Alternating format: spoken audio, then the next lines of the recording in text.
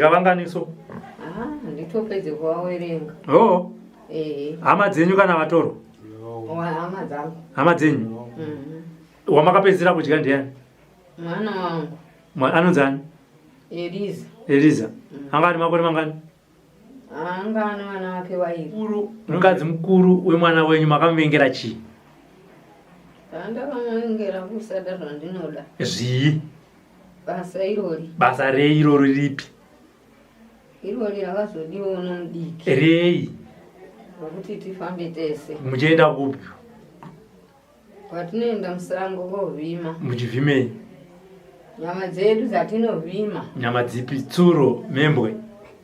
Dzevanhu. Dzevanhu? Saka mukuru makamuti chii chakaita kuti muzovengana? Ndakamutaurira paaramba kuti ndakaenda kumapostori. Saka kuramba kwaakaita ndipo ndakabva ndamuti handichakudi pano uri muroyi. Muroyi ndiani manje?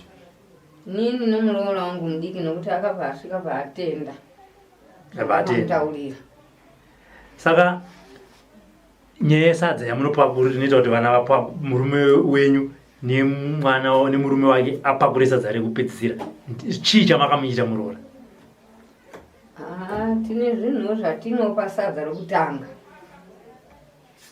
Imimi imimi Nomuroora wangu mudiki? Munozvii zvamunopa sadza rekutanga? Tine zvimadatya zvedu zvatinopa.